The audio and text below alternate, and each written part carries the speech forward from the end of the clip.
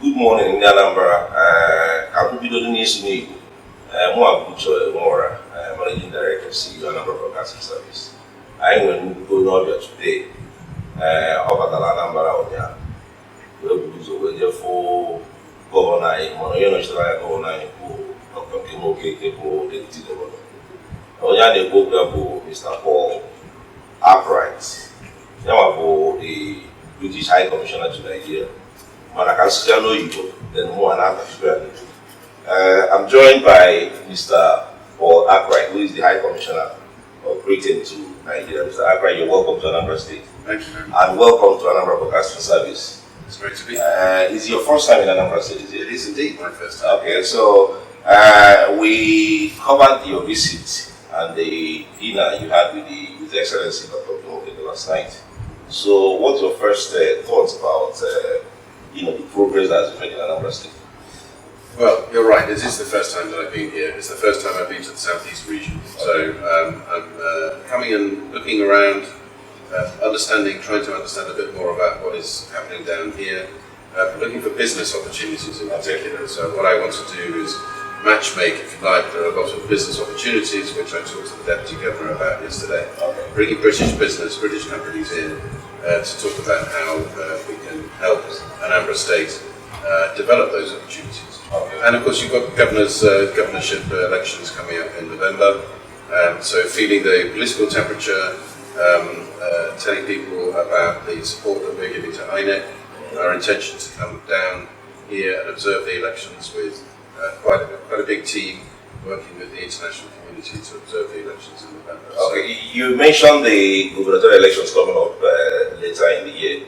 Now, what do you think? Because I know that normally the United Kingdom and other, they normally send election observers. Yeah. So, are we also going to expect that this time around? Yes. Okay. Yeah. In 2015, we had observers here. In every single gubernatorial contest since then, we have had British election observers.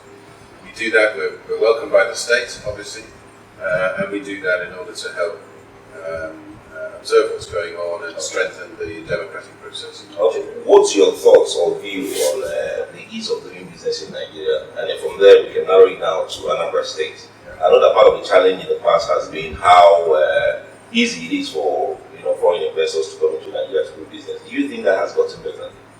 Or are there areas that we can improve? I think it's getting better. Okay. Definitely.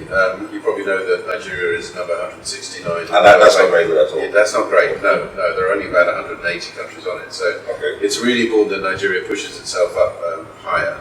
I know the Vice President is working very hard on that with his economic team. Okay. And of course there was the 90-day ease of doing business window where a number of actions were taken, in particular by the Ministry for Trade and Investment. So I do think it's heading in the right direction, but it needs to improve, and I think it needs to improve very quickly. Yeah, I see you brought a large team to Anambra State, and I don't know, do we have members of the British Council or staff of the British Council along? Not for the British Council. I have a member of my team from the Department for International. The reason why I'm asking that is we noticed that there's a lot of activity from the British Council, but it only happens around Lagos and Abuja. And I know the British Council has been trying to push the cultural industries in Nigeria, but there's a bit of complaint from people living down here, in the southeast, south, that young people with so much talent don't get to experience such opportunities. So what can the High Commission do to see how such activities can be extended to places like Anambra State? The British Council has a national remit. Obviously, it's talking to the Ministry of Information and Culture, looking at ways in which they can provide assistance. We can't be everywhere.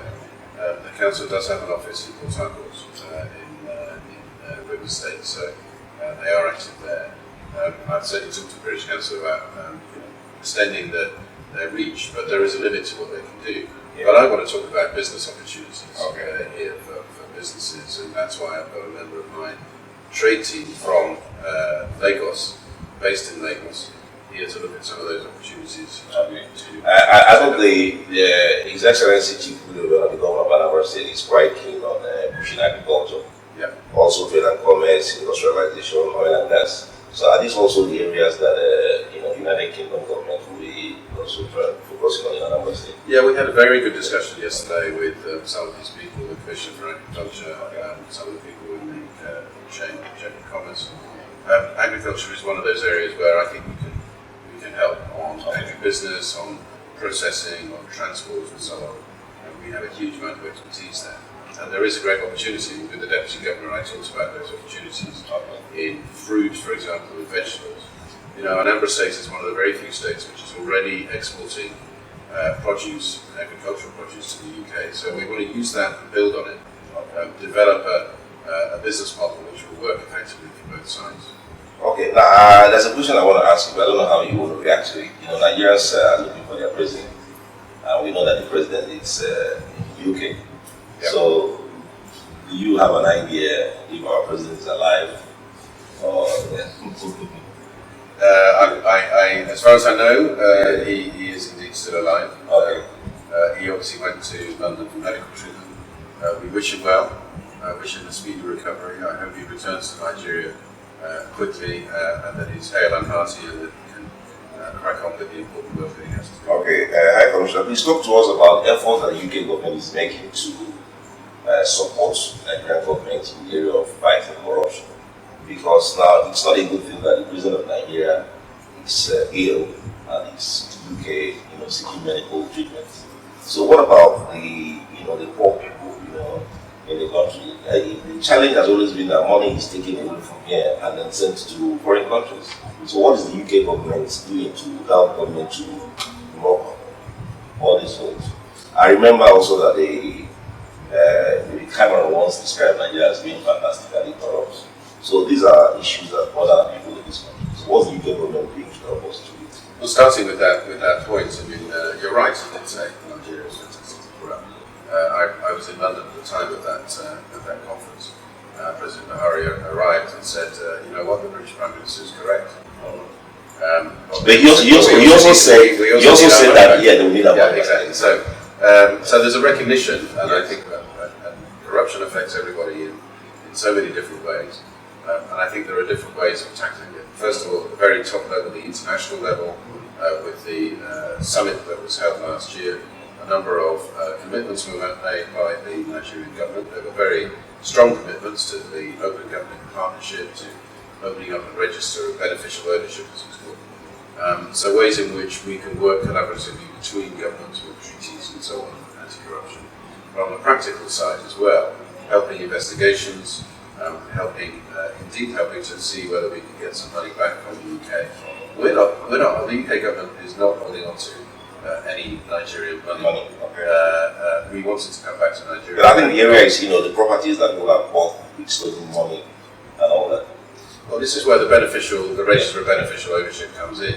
A lot of people buy properties in the UK with a shell company or a private company somewhere on the tax haven somewhere. And revealing exactly who owns those, shining a light and providing transparency and, of course, accountability is critical to stopping corruption. So you have to do that. But there's also change in society is needed, sort of the behavioural change, the mindset, if you like. And that's going to be a long-term effort. But again, we're helping the British government, helping do that, helping to strengthen institutions and reform institutions, because without the really stronger institutions and corruption, just will not be able to. Okay, right. I wouldn't know how you want me to handle this particular question. Maybe something that bothers people from the southeast. It has to do with the agitation for independence, for Biafra and all that. Is that something that UK government has ever discussed at whatever level? Well, we have a position, okay, which is no secret, which is a position in support of the territorial integrity of Nigeria. Okay. We also have a position that people have the right to protest, to make their voices heard in a peaceful way. There is freedom of expression, freedom of assembly, those are principles which are very important. So we encourage the debate, we encourage the discussion, and I think it's important that debate continues. Okay, I mean, I'll be busy more. I just have to ask you one more thing. I don't know, have you, speaking of Anambra State, I don't know what you eat. Have you had time to opportunity to eat local rice for the president? Yeah, I had the jollof rice, yeah. That's what I was saying. Yeah, that's great. About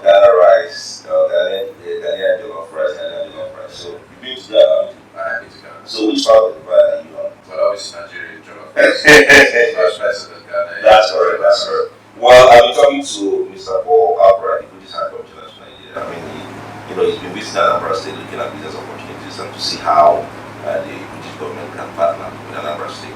And you're also going to other Southeast states, Yes, I've been in Ebonyi already. I'm going to Enugu later on today. Okay. And on my way down from Uche, we stopped in Benue. I know it's not the Southeast England, so 3 of the states down here. Okay, thank you very much. And hopefully when next you're in town, I mean, we'd also like to host you in our live shows. Yeah, I'd like to do that. Perhaps next time we'll be able to. Thank you very much. Cheers, thank you. Yeah.